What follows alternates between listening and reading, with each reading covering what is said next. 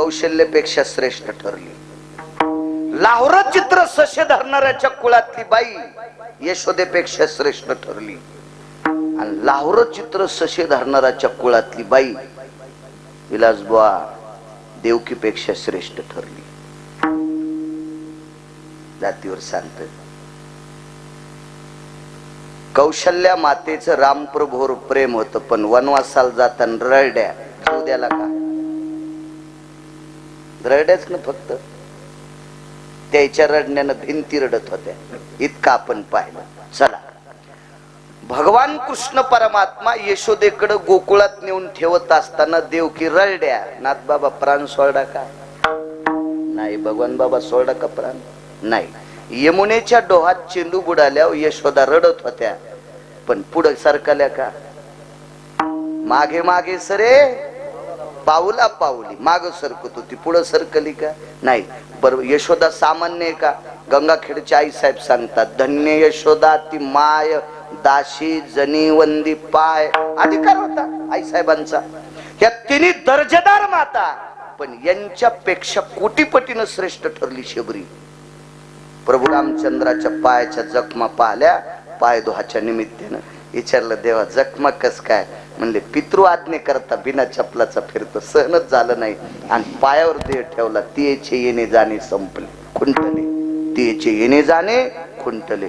देवाच्या पायाच्या वेदना पाहिल्यावर तिला प्राण ठेवा वाटत नाही. तिने उत्क्रमण केलं आणि प्राण त्यागून टाकला. कसं वाईट म्हणतात? नाही. सजन नावाचा खातिक आज अयोध्येतली मूर्ती ज्या पाषाणाची, त्या पाषाणाला शालिमार पाषाण म्हणतात. हा पाषाण गंडकी नावाच्या गंगेत असतो.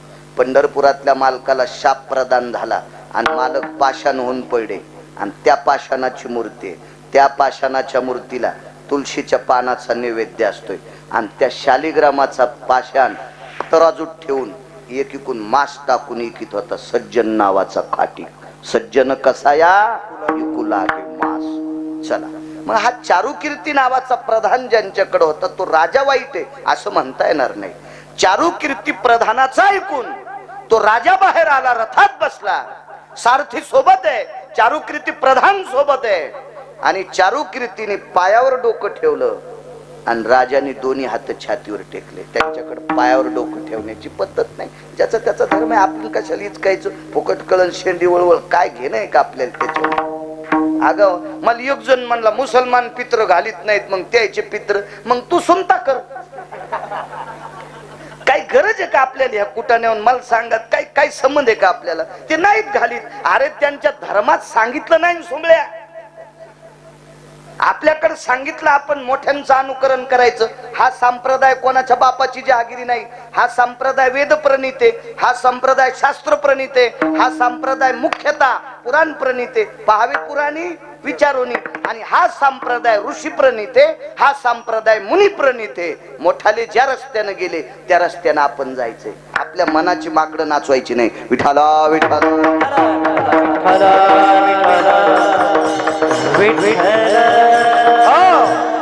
आणि त्याने छातीवर हात ठेवले. नम्रतेचं लक्षण आहे ना ते. छातीवर हात ठेवणं सुद्धा नमस्काराचं लक्षण आहे. एक पुरा असा एक महती आली युद्ध कार्यामध्ये. द्वापार युगातला एक प्रसंग होता. शस्त्र संपले आणि जयद्रथ 24 लोकांपैकी हरामखोर होता. हे दुर्योधनाचा मेवना होता. हे 24 लोक नालायक होते. महाभारतात याचे नाव सकाळी सकाळी घ्यायचे नाही. शकुन्या, दुःशासन्या, दुर्योधन्या, जयद्रथ्या बजाले 4. 24 पैकी 4. 20 घरी गेल्यावर पहा. गुत थोडं घेतलं मी सगळे सांगायला. बाकीच्या महाराजाला विचारण मात पिना पाडता का? विठाला विठाला विठाला.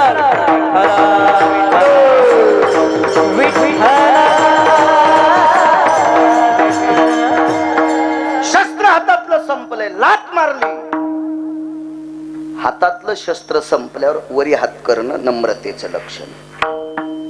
छातीवर हात ठेवणं बप्पा नम्रतेचं लक्षण. किराताचं पोरग प्रभू रामचंद्रान मारलं. चूक केली ती बरं. वशिष्ठाच्या कोर्टात केस टाकली होती आणि मालक चुकले होते. या चुकीमुळे तर मायन बाप सोडून 11 वर्ष 53 दिवस दुसरीच्या घरी राहावं लागलं. हा, सुख ही पंढरपुरातल्या मालकाला सहन होत नाही तर आपण कोण्या बेसरामाची फुलं आहेत. विठाला विठाला विठाला विठाला.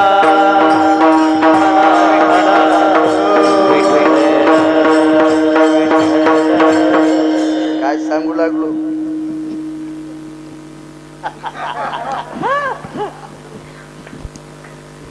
नम्रतेचं लक्षण. वा. ती किराताची बाई स्वतःच्या पोराचं प्रेत घेऊन आलती प्रभू रामचंद्राच्या दरबारात. तिथं प्रेत घेऊन आल्याच्या नंतर दोन्ही हात छातीवर ठेवले. पाया पडता येत नाही ना. जगाचा बाप आहे, माफ करा म्हणे. नम्रतेचं लक्षण आहे. आपल्याकडे नम्रता सांगायची म्हणून त्याने छातीवर हात ठेवले. हे नम्रतेचं लक्षण आहे. आणि त्या चारू कीर्तीनं ज्ञानोबारायच्या चरणावर लोटांगण घातलं, नामदेवरायच्या चरणावर लोटांगण घातलं. बघा किती मोठा अधिकारी या लोकांचा. दोन सांगतो मुद्द्यात मुद्दे.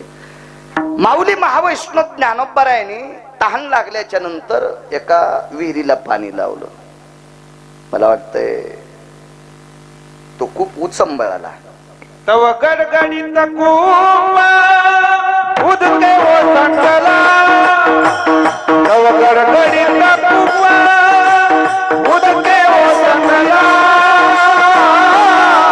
कल्पांती खवळला सिंधू दैसा, सिंधू दैसा कल्पांती खवळला सिंधू दैसा.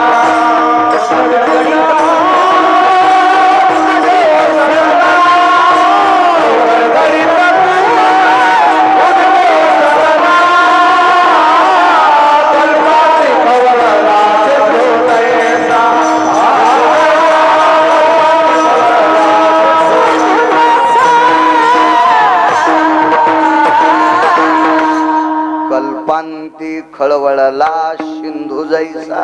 पाणी चोरी आलं.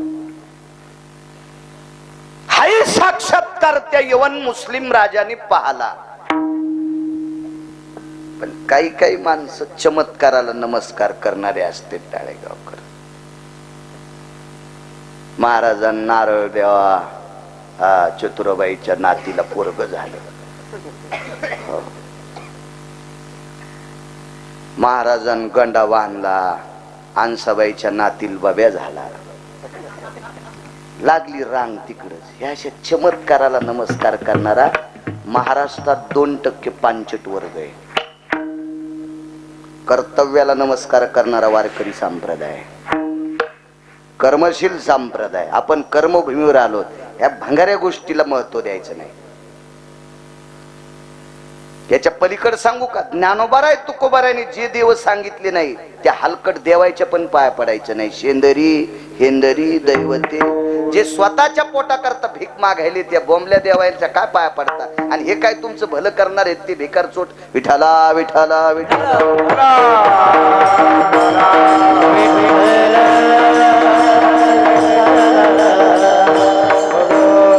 तसा त्या राजाच्या यवन मुसलमान राजा त्याच्या लक्षात आलं. एक महात्माजीने बोले हिरील काय म्हणते हिंदी भाषेत.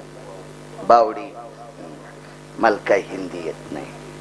माई हिंदी इधर से गाडी आई गाडी चली गई मैं खाली राहिला. काय करायचे आपल्या मराठी येते ना कशाला आगावपणा आहे का नाही. माझा मराठाची बोल अभिजित अभिजात दर्जा आहे. मराठी भाषा सगळ्या भाषेची बॉस आहे, मालकीने. पेनीचा टिपका सुद्धा सहन होत नाही. ती भाषा मराठी भाषा आहे. फार मोठी सांग. चला अरे बोले एक कुयो को कुआ भी बोलते कुआ भी म्हणते ना. कुआ बावडी. कुआ हा शुद्ध शब्द आहे. बावडी हा इकडच आहे भावतालचा. अजून एक पुन्हा शब्द आहे. मग शिक्षण कमी असू द्या पण बाळा वाची तू जास्त. विठाला विठाला विठाला.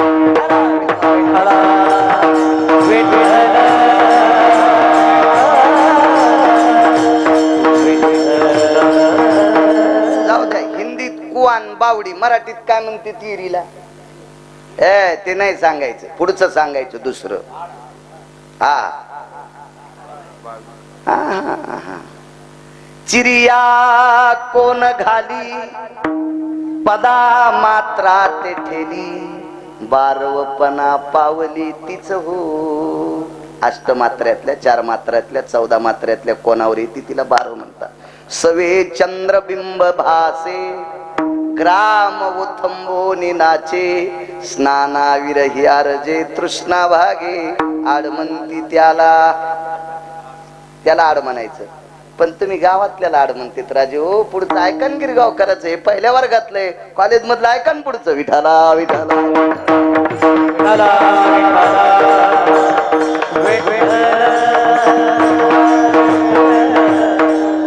असू द्या. आता पुन्हा पाहू दुसऱ्या कीर्तनात.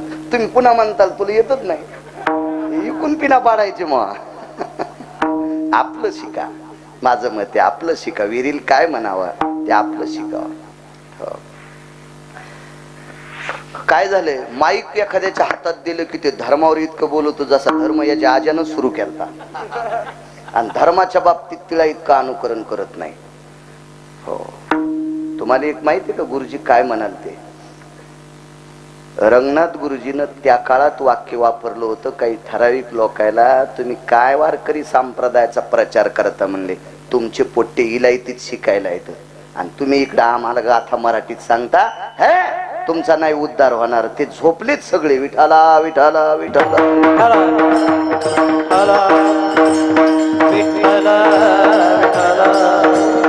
आपल्या प्रांताचं वैभव आहे. मराठी भाषा फार मोठं नाविन्य. चला असो. मला विहिरीला पाणी लावलंय. हे महात्माजी हे काय करते? तेवढ्यात ते गुराखी गाई घेऊन चालला होता. आता राजा म्हणल्यावर त्याला सांगितलं धरती गाय. गाय धरली नाही. एका तलवारीतच दोन तुकडे. शरीर एकीकडं डोकं एकीकडं. नामदेवरायला कस तरी वाटलं अरे अरे आपल्या समोर जिवंत गाय कापलेली पाहिली. आपलं काय पाप होतो आलं. चारुकीर्ती जवळ आले आणि सांगितलं म्हणले महात्माजी ते मराठीतही बोलायचं.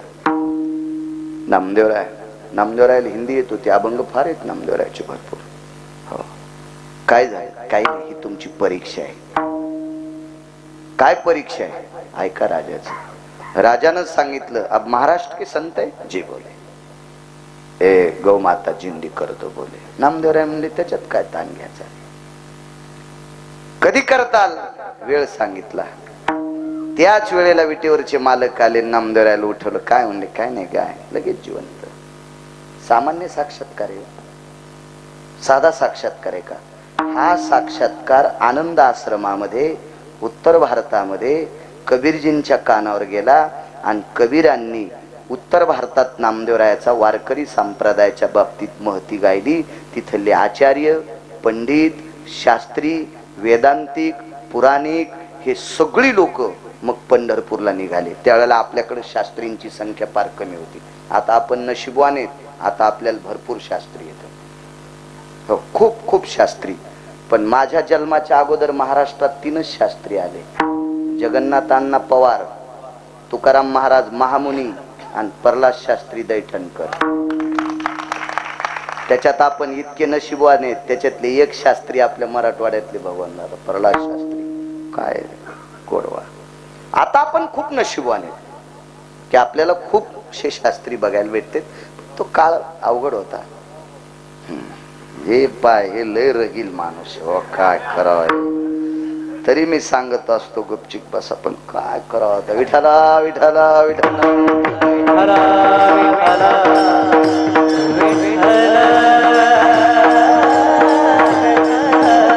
आशिष शास्त्री आले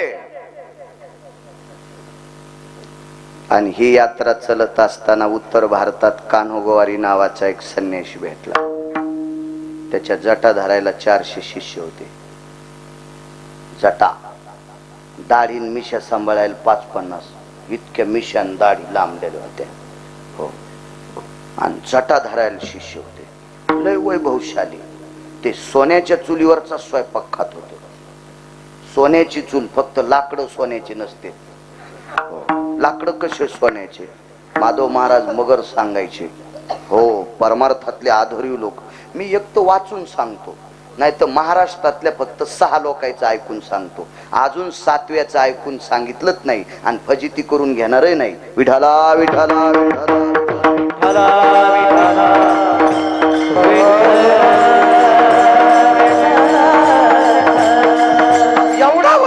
प्रभावशाली महात्मा होता, ज्याचं पात्र सोन्याचे, ज्याची चूल सोन्याची, भांडे सोन्याचे, भगुने कडची उलथन सोन्याची, कुंड्या सोन्याच्या, तांबे सोन्याचे, एवढा मोठा वैभवशाली. कहाँ जा रहे? बोले पंडरी जा रहे. कौन है? बोले पंढरपुर में ज्ञानदेव नामक संत है, नामदेव संत है.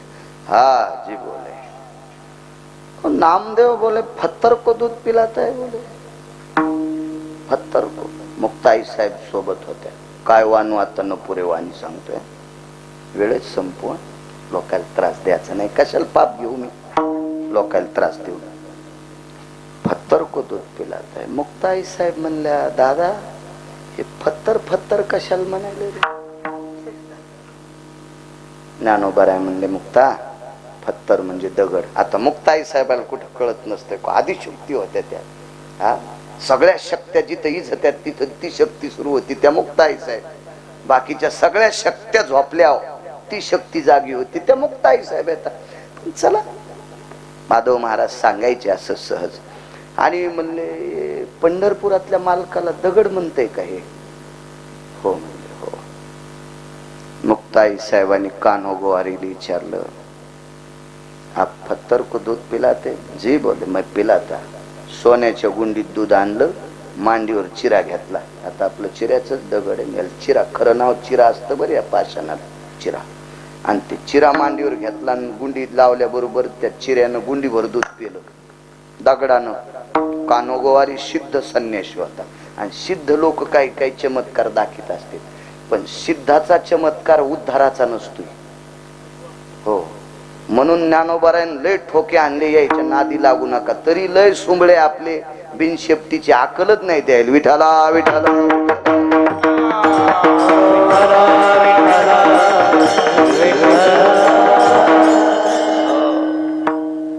एका साधून 29 वर्ष घातले तोंडातून जाळ काढायसाठी. तोंडातून जाळ काढा 29 वर्ष. आणि स्वामी राम भेटले. स्वामी राम म्हणजे 1949 ते 51 एका पीठाचे शंकराचार्य होते ते. स्वामी राम शंकराचार्य होते 1949 ते 51. आणि त्यांनी भेटले म्हणले, काय साधना 29 वर्षामध्ये 10 वर्ष घातले ना, आता साधना प्राप्त केली. मी चूल पेटितो आ केल्याबरोबर इस्तूत बाहेर पाहिला. आणि स्वामीराम म्हणले, किती वर्ष घातलेस? 10 वर्ष गेले. म्हणले 29 वर्ष झाले, आता साधना तपाला आली. मी आता एका आदल्यातच इतकी साधना तप केली. म्हणले आदल्यात? आणि मग डबी केवढ्याला असेल ती? कवडी, दमडी, खडका, आदला, लालपई, डबल पैसा याच्यातच असं ना ती एक डब्बी काढायची पेटी. माझ्या लहानपणी 10 पैशाला होती, 5 पैशाला होती. तर त्या काळात काय असेल स्वामी रामांच्या काळात? मग 29 वर्ष झालं तू साधना करून तोंडातून जाळ काढी. तू मी आदला खर्च केल्यावर आखा कशाला म्हणतील गावन घेऊन निरी सांगायला लागलो. हो, लाखो मेलेले फुकायची ताकद माझ्या डब्बीत. मग या सिद्धीच्या क्रिया, सिद्धी लावी कोणतया, अशा काही चमत्कार असते, चमत्कार. मग त्यालाही ती सिद्धी प्राप्त होती. सिद्ध्या काय असतात? अनिमा गनिमा. माऊली महावैष्णव ज्ञानोबारायने कोण्या सिद्धीचं लाघव केलं? तर लघिमेचे लाघव. हा, लघिमेचे लाघव. लघिमा नावाची सिद्धी. गाथा ओरिजिनल वाचायचा तर माथा शुद्ध होत असतो. हे नारे नारे नारे नारे नारे नारे काय ते चाललाय सध्या आता काळ. हो हो, हे तुमच्यातल्या 2% लोकांकडे लय पैशाचा जोर झालाय. हे तुम्ही जास्त वाढवलंय. विठाला विठाला.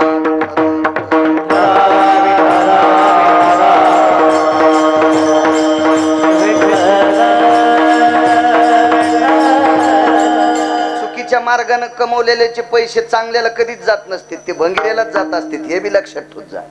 म्हणून निष्ठेनं परमार्थ करणाऱ्या वारकऱ्याने हे डोक्यातच घ्यायचं नाही. तुमच्याकडं हरामखोराचे पैसे येणारच नाही, हे भंगिरायलाच जाणार. कधी बी डोक्यात ठेवायचं. विठाला विठाला विठाला.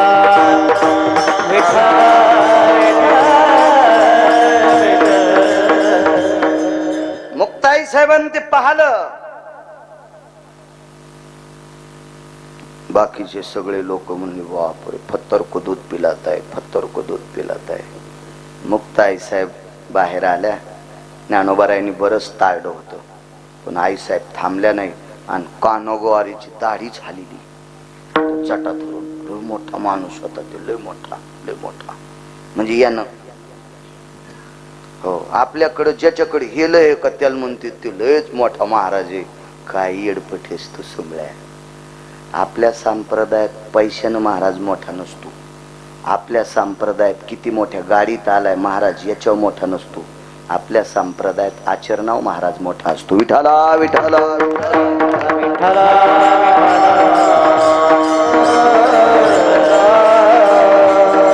हे पसारा आहे. विलास महाराजानं 50 मजली मठ बांधला तरी ते मठ काय, ते मठ आहे. ते सगळ्यात मोठी शक्ती आचरणाची.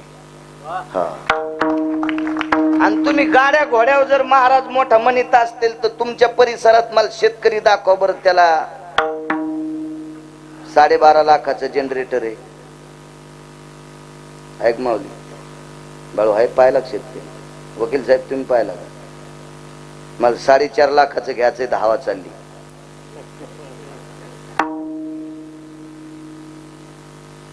तर 14.5 लाखाचं जनरेटर कोणाला असतं माहिती का राजेव? लोकनाट्यवाल्याला. आणि जनरेटर ठेवाला ट्रक 24 लाखाचा. जनरेटर कशात असते द्यायचं? पायी असतं काय? किती लाखाचा ट्रक? 24 लाखाचा. जनरेटर 14.5 लाखाचं. कोणाला आहे? लोकनाट्यवाल्याला. आणि मग असं काय असतं त्यांना बसायला? लक्झऱ्या, एसी लक्झऱ्या. याच्यावर काय नसतंय. कधी कधी एखाद्याकडे जास्त पैसे झाले म्हणजे तो महाराज मोठा आहे असं डोक्यातलं काढून टाका. एखाद्याकडे लय लोक जमा होते म्हणून ते पण डोक्यातलं काढून टाका. हालीहून मी बैल घेतले. मला जर शेतीचा नाद आहे म्हणून ते इतका टकटक बोलतो. एक जण म्हणला लय कडक बोलतात, कीर्तन बंद होते. म्हणलं जाय सुंबळ्या, निघाला पट्ट्या कापूस याचायला. बात काळी माय. आणि काय हसायला? आपल्या बाप दादानं काळ्या माईवरच तुम्हाला मला मोठं केलंय. एक लक्षात ठेवा मोठ्यांचं वाक्य. सगळ्या संतांच्या अगोदर कोणती देवता असेल तर काळी माय. अगोदर काळी माय देव, त्याच्यानंतर अष्टादश संत देव, आणि तिसरा देव कोणता असेल तर पंढरपुरातला मालक आणि काशीतला मालक. पंढरपुरातल्या मालकाला आणि काशीतल्या मालकाला बी संतांच्या आधी देव मानायचं नाही. कारण संत जन्माला आले नसते तर त्याला देव पण कोणी दिलं नसतं. म्हणून आधी काळी माय देव, त्याच्यानंतर संत देव, आणि त्याच्यानंतर पंढरीतला आणि काशीतला मालक देव. ज्याच्या नावाने ईदभर 7/12 असेल तो महाराष्ट्रातला राजा असेल. काळ्या माईवर प्रेम करा, कळून येईल गिरगावकराचं कालांतरण. मी असेल नसेल तो भाग सोडून द्या. चला काय सांगत होतो? बैल घेतले. 2.25 लाखाला बैल जोड घेतला. पैशाची काय अडचण नाही, चांगलं चालते. म्हणजे तुम्ही इतकं हसले म्हणजे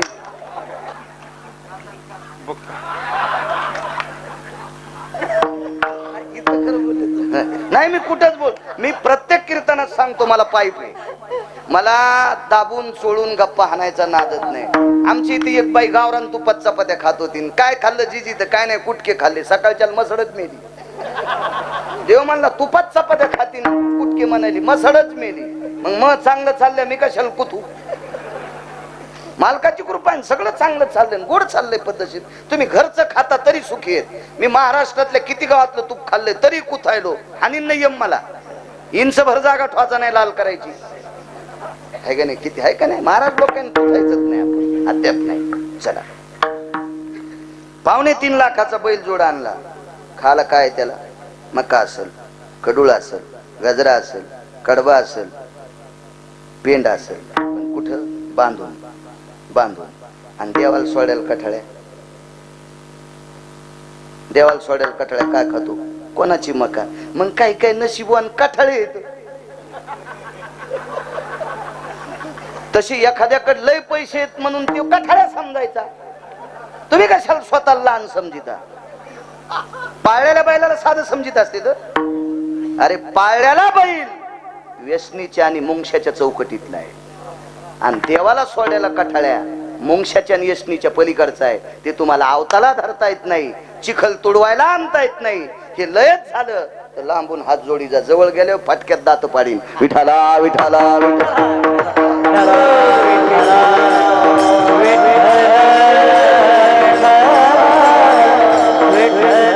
असा एक वैभवशाली कान कानोगोवारी होता, नाव नाही ठेवायचा.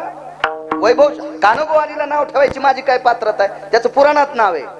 माझं पोरग किती वर्ष पित्र घालीन मला त्याचा विश्वास नाही. नाही एवढं नका असं गडे, तितका इचकाल्याला बाजार नाही. तुम्हाला राग येईन म्हणून माझ्या पोरावर घेतलंय, पण तुमचं सांगायलो हे ध्यानात ठेवा. विठाला विठाला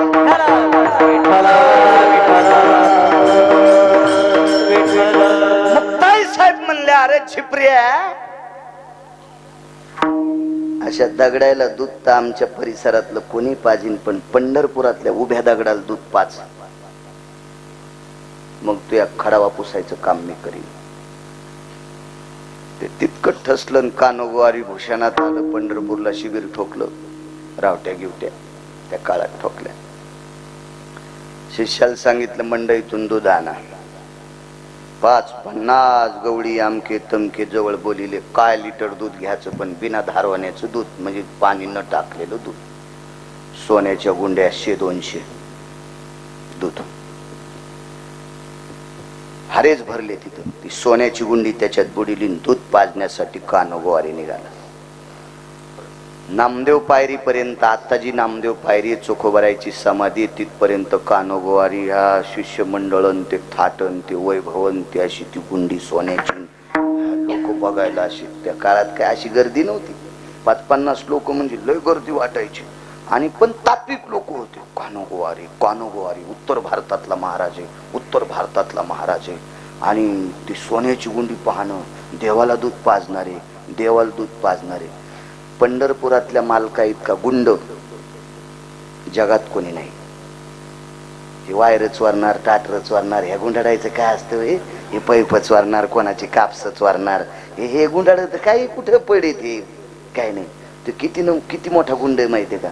जगात 6 गुंड जन्माला आले. 6 गुंडापैकी 1 नंबरचा गुंड होता रावण, ज्याची 1 चौकट इकल्यावर 13 बाऱ्या खासदार. कोणाची मायविली त्याच्या विरोधात फॉर्म भरायला. अशा 7 कोटी चौकटी होत्या त्याच्याकडे. एवढ्या मोठ्या गुंडाला दुपारी 2:18 पंढरपुरातल्या गुंडानं आणलंय. आता किती नंबरचा गुंड येतो? तर तुमच्या मायासारख्याला तर चालता चालता फुकीन न देऊ. तो सामान्य आहे का? आणि ते फुगिऱ्याला मोजित नाही. तिळ मात्र जरी होयाभिमान, मेरू तो समान भार देवा, मोजित नाही ते. आणि फुगिऱ्या असे त्या लगेच कळते. जाणून अंतर वर्त तसे देव चतुर, चतुर येतो किंवा चतुरा तो शिरोमणी, गुण लावण्याची खाणी. ते लावण्य शिरोमणी आहे चतुरांचा. चोखोबारायच्या समाधीची जी जागा आहे तिथपर्यंत तो कानोगोवारी महाराज आले. आता जी नामदेवरायांची समाधी आहे पायरीला, त्या पायरीवर पाऊल टाकल्याबरोबर दूध थोडस कोमट झालं. कोमट लेकराला 5 तास कोमट झालं. आणि कानोगोवारीने विचार केला, अंगार नहीं, अग्नि नहीं, ये तो गरम हो रहा है. बोले ते हिंदी होते ना, कस काय गरम व्हाले म्हणे दूध. आता पुढे गेल्याच्या नंतर डाव्या हाताला साक्षी गणपती बाप्पा आहेत. हो, मालकाच्या दर्शनाला किती गोड चाललाय ते लय सूक्ष्म डोळ्यानं पाहते. गणपतीचे डोळे बारीक असते. हो, आणि सूक्ष्म डोळ्यानं पाहते. किती लफंग्या आहे, किती नालायक आहे, किती हरामखोरे, त्या डोळ्यानं पाहतेत गणपती बाप्पा.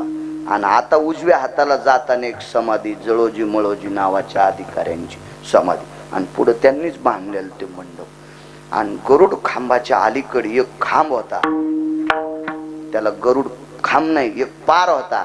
त्या पाराला गरुड पार म्हणतात. आता तो पार नाही शिल्लक ठेवला, तो कधीच गेला. जुन्या अंगतात तो गरुड पार होता. आता आपल्याला तो बघायला भेटत नाही, ते खणून काढत त्या काळातल्या काही लोकांनी. मग त्या पारापर्यंत आले आणि कानोगोवारीन वळून पाहिलं, माग किती माणसं आहेत. आणि तितकं पाहिल्याबरोबर समोर मालकाला बघितल्याबरोबर मालकानं अग्नी सांगितलं, फुगिराच्या हाताने मला काय करायचं नैवेद्य. अग्नीन प्रवेश केला आणि दुधात उचंबळलं दूध, वाफा आल्या. इतका हात भाजला की पहिल्याच गुंडीला कानोगोवारीचं कातड चिटकून गुंडी खाली, हाताची त्वचा चिटकून गुंडी खाली. हार लाव, पैशाला कमीत नाही. और दूध लाव, गंगा लाव, जाती नाही ना हात में, लाव. बोले लाव. पुन्हा एक गुंडी आणली आणि ती गुंडी हातात घेतल्याबरोबर इतकी तापली की मास चिटकून खाली गेलं. अशा 25 गुंड्या, 25 125 लिटर दूध, 5 लिटरची एक गुंडी नुसत्या कांड्याची हाडत दिसू लागले. लाहा लाहा लाहा लाहा करू लागलं. असे हलवावत दुखू लागले. दाढी हलू लागलं आणि दाढीनं वारं घालू लागलं. कानो गोवारी असं दाढीनं, बोकड्याची दाढी हल्ल्याने असं वारं घालू लागलं ते. हो. मग ताई साहेब म्हणल्या, लय मस्ताडा होता वे, दगडायला दूध पाजित होता. हे उभा दगडतोय, हातानं दूध पेत नाही. ज्ञानोबाराय म्हणले, कानो गोवारी जी ठीक है बोले, नामदेव काय ये बोले, ये ते साथ में थे बोले. हो, मोठी माणसं बजबज बोलत नसते, मोठाले माणसं लय मित भाषित असते. साच आणि मवाळ, मितुले आणि रसाळ, शब्द जैसे कल्होळ अमृत. काय काय बोलायचं लय छियडेवानी नाद असतो. आमची ती एक बाई तुपाल गेली आणि तुपाल गेल्याच्या नंतर तिनं तूप घेतलं. ते तूप घ्यायला गेली तर ती बाई म्हणली, मा कोणाच्या घरची आहेस ग? आमक्या आमक्याच्या घरची बाई. ती लय मोठ्या घरची बाई. सुनाला सांगितलं, बाबे पैसे घेऊ नको, तिला बुटकं भर तूप तसंच दी. आता बुटकं भर तूप तसंच दिल्याच्या नंतर तिनं म्हणावं ना, पण ती म्हणली, तुला काय प्रसन्न? तर काय नाही म्हणली, मी तुमच्या घरचं दूध खात नाही, तूप खात नाही. ती बाई म्हणली, जाऊ दे, काय हरकत नाही, हिच्या सासूमुळे आपल्याला दिले. आणि बाहेर गिऱ्हाईक उभं होतं, त्याच्या इथं कार्यक्रम होता आणि त्याला 50 किलो तूप पाहिजे होतं. आणि हिच्या इथं 100-200 गाई म्हशी होत्या. मग ती समोरच्यानं विचारलं, बाई तूप कसं काय? ते म्हणली, कसन काय, मला सासूनं पाठीले म्हणून मी आले, आणि ये ना आम्हाला फुकट दिले, मी पैसे घेऊन आलते, पण सासूनं पाठीलं म्हणून आले. बाई तुला तूप? म्हणले, मी कोणाच्या इथलं खाईन, पण हिच्या इथलं तूप खात नाही. काऊन? हिच्या मसळा कहा गाव खरालाच चरत आहेत. ती गेलून वापस. काय बोलतील काही काही माणसं, काही विषयच नाही, कुठं सगळं बचकून टाकीत असते. बोलण्यात काय काय माणसं विचित्रच असते. बोलण्यात साधत काय काय, चांगलं बोलल्यावर साधत, पण असं येड्यावानी बोलतेत माणसं. आता ते नामदेव राय होते, कशाला काय बोलते. ये बोले नामदेव जी बोले. ज्ञानोबारायांनी सांगितलं, नामदेवा पाजा दूध. तुम्ही दूध पाजल्याच्या नंतर कानोगवारी जातील त्यांच्या शिष्यासोबत. नामदेवरायाच्या डोळ्यातून पाणी आलं. मग ताई साहेबांनी विचारलं, नामदेवा का रडता? काय नाही म्हणले, आई साहेब, दूध माझ्या हातानं भगवान पेतील, पण दूध आणण्यासाठी आपल्याकडे पैसे नाहीत. आपल्याकडे दुधासाठी पैसे नाहीत. आज नामदेवरायाच्या अभंगावर आम्ही कीर्तन करू करू किती चांगले धोत्र घालायला होते, पण सुंबाचा करधोडा रक्त्याची लंगोटी, नामा वाळवंटी कीर्तन करी, ही नामदेवरायाची गरिबी होती, परिस्थिती होती नामदेवरायाची अत्यंत. केळीवरी नारळी घर चंद्रमोळी, जानत शाळी नामयाची, घरातून चंद्र दिसायचा, अशी नामदेवरायाची परिस्थिती. मी दूध आणू कुठून? तर मुक्ताई साहेब म्हणल्या, नामदेवा ह्या फुगीर कान्हून 125 लिटर दूध सांडलंय ना, हे दूधच आहे ना नामदेवा, हे भरा ना, भरा ना, भरा. तर नामदेवराय म्हणले, आई साहेब आता ह्या दुधाचं इतकं ते पारापैसे असं वाटतं होता, ते असं ते खळग आजही तिथं आहे ना गरुड खांबापैसे असे कोपरे, आणि ते सगळं दुधानं चिंब भजलेले, आणि याला आपले पाय लागलेत ना. तर आई साहेबाचं बघा काय विवेक असेल. आई साहेबांना सांगितल्यात, नामदेवा राधेच्या पायाची माती द्वापार युगात ह्या मालकानं पिली पाण्यात टाकून. राधेच्या पायाची माती द्वापार युगात या मालकानं पाण्यात चिमूटभर टाकून राधेचे पाय विसळून त्याची माती द्वापार युगात ह्या मालकानं पिली. आपण पुराणात पाहिलं. राधेच्या पायाची माती का पिली? नामदेवराय म्हणले, राधा भजन करीत होत्या. आपण नाहीत का भजन करीत? मुक्ताई साहेब म्हणले, आपण भजन करीत नाहीत का? मग आपल्या पायाची, राधेच्या पायाची माती पेल्यावर पोट राहिलं, आणि आपल्या पायाची माती पेल्यावर याचं पोटात पोट सोळ उठन का? मुक्ताई साहेब, आपली भाषा नाही ती, मुक्ताई साहेबांची. नामदेवराय म्हणले, आई साहेब तुम्ही म्हणल्या तर भरतो. मग ते दूध असं वंजळीन भरलं आणि नामदेवराय दूध घेऊन चालले. मुक्ताई साहेब म्हणल्या, नामदेवा जाऊ नका, त्याला गरज असली तर खाली येऊन पेईल.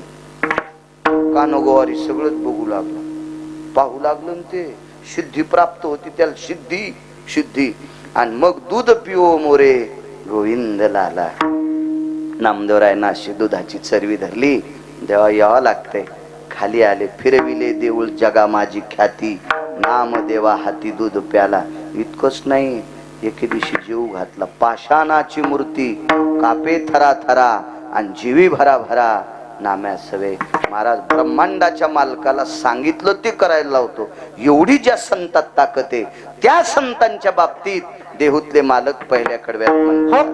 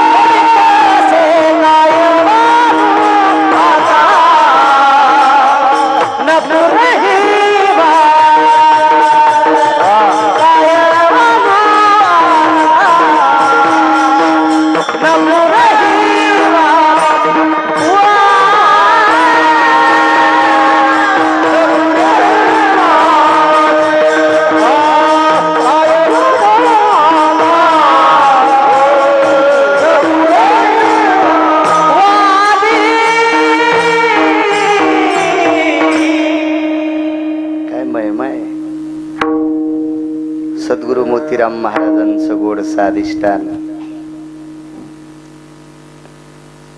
त्यांच्या मूर्तीची प्राण प्रतिष्ठा आदरणीय विलासजी महाराज गेजगे मोठ्या श्रद्धेने इथं करतात.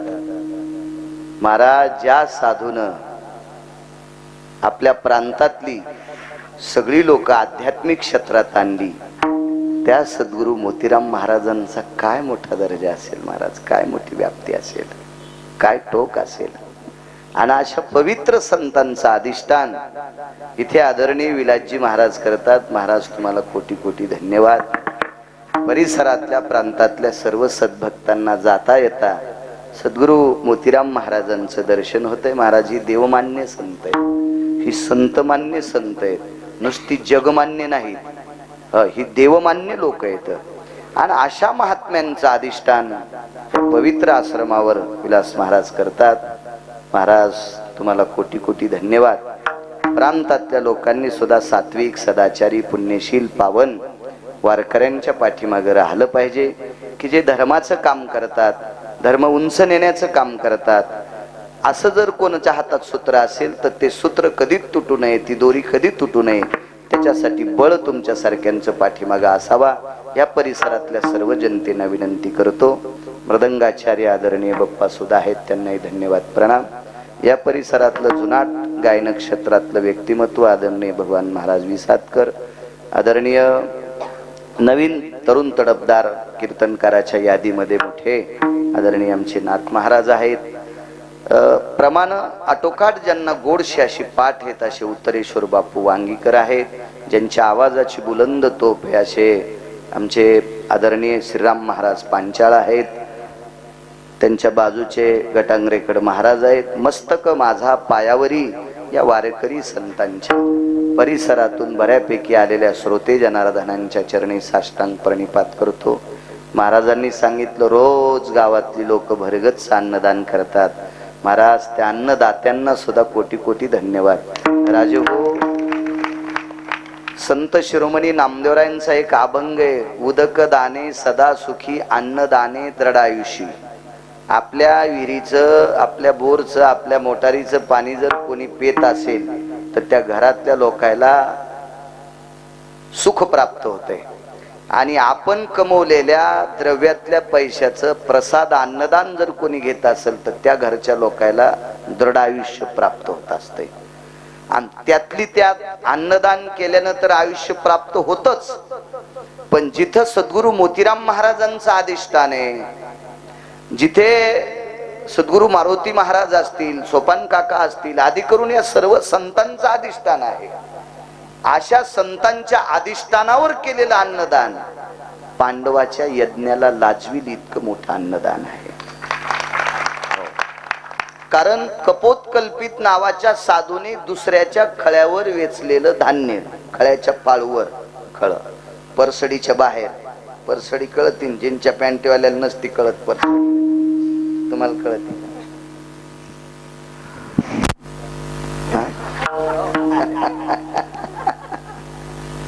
परसडीच्या बाहेरचं धान्य पाळूच्या बाहेरचं असते आणि मधलं भरता येत असते, कारण खळ खुरवत करून लाटलेलं असते, त्याच्यात काही दाणे नाही. हे बाहेरचे दाणे कपोत कल्पित नावाच्या साधून वेचायचे आणि तुळशी वृंदावनापाशी 3 पानगे करायचे, एक देवाला ठेवायचं, एक गंगेत सोडायचे आणि एक गाईला द्यायचे. आणि हे एक पानग देवापसलं ते स्वतः घ्यायचे. गाईच्या बाबतीत फार मोठं सांगितलं. आमचे सगळेच कीर्तनकार गाईच्या बाबतीत सांगतात, पण गाई नाहीत सांभाळीत. गाय सांभाळायला पाहिजे. एका पकवाद्याकडे एक गाय असावा,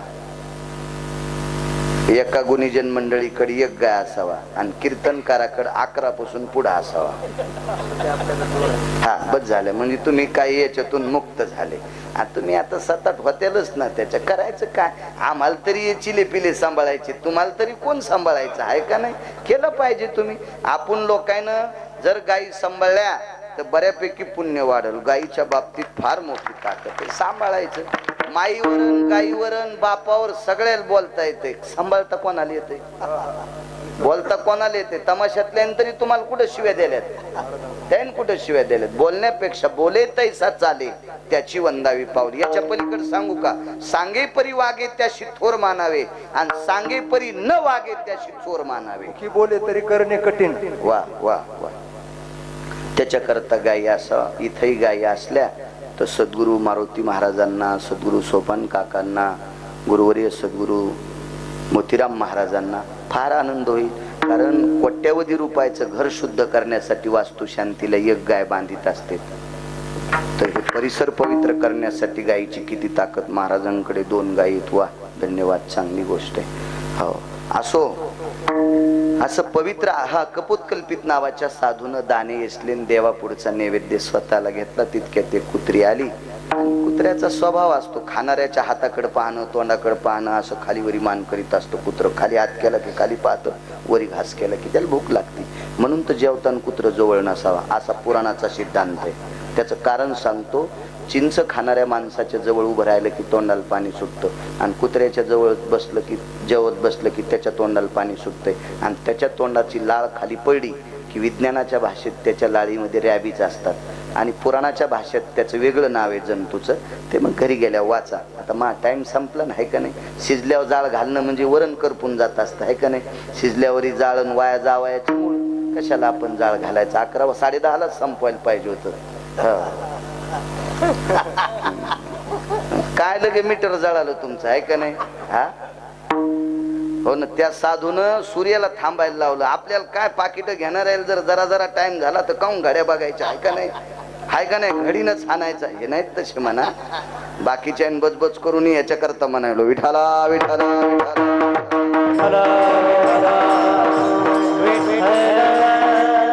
मला एक सांगू का. कीर्तनात चाल म्हणून बसणं गौ हत्या समम पाप. हा तितकं पाप कोणतंच नाही.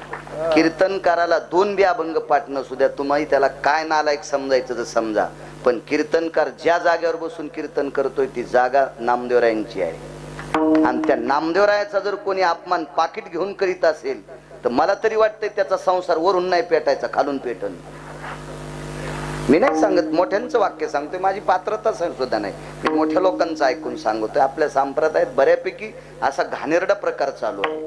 हे मोबाईल व्हॉट्सअपच खेळते. अरे लोकनाट्यातली लोक सुद्धा एका तिळा इतकं चूक करत नाही. कीर्तन चालू असताना व्हॉट्सअप खेळतो. अख्ख्या जीवनाचं व्हॉट्सअप होऊन जाईल. लोकांना चॅटिंग करतो. अख्खं घर तो चॅटिंग मध्ये जाईल. मूर्खपणा चोटोके. संप्रदायाचे नियम येत. चला मला बसून कीर्तन करावं लागतं. हेच माझं एखाद्या जन्मातलं पाप असेल म्हणून बॉयलजेन तुटलाय.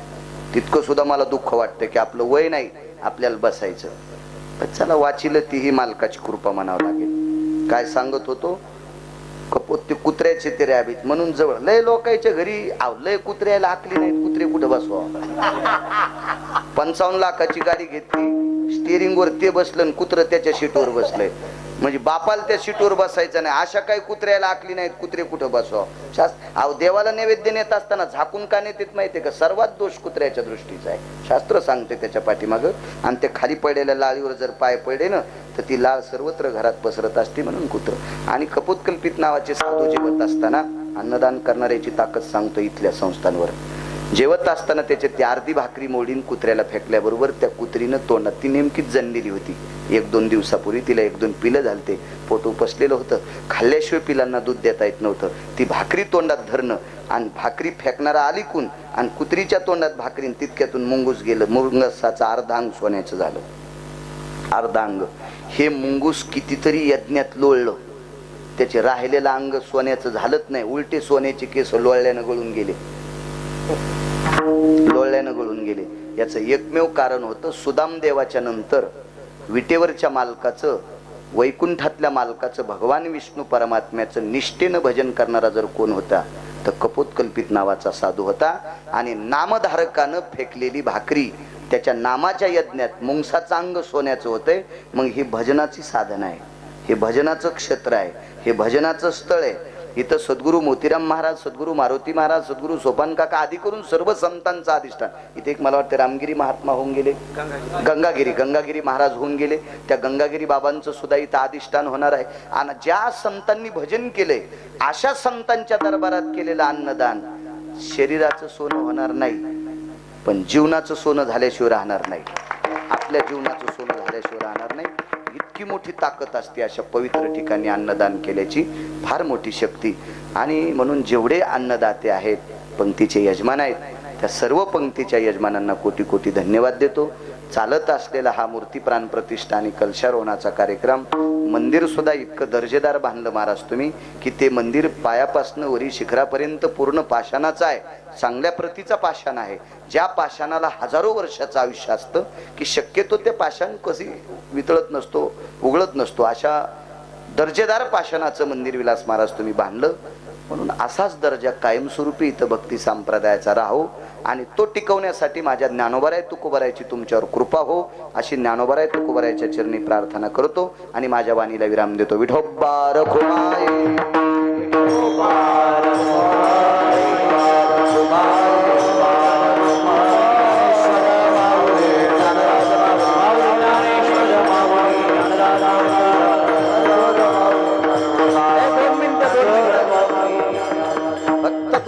फक्त 2 मिनिटं, जास्त 1 मिनिट 2 मिनिटं, जेवढे उठले तेवढे. आता बाकीचे फक्त अगदी वेगात आटपायचे, वेगात वेगात.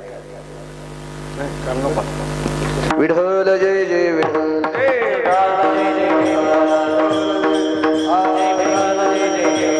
बोली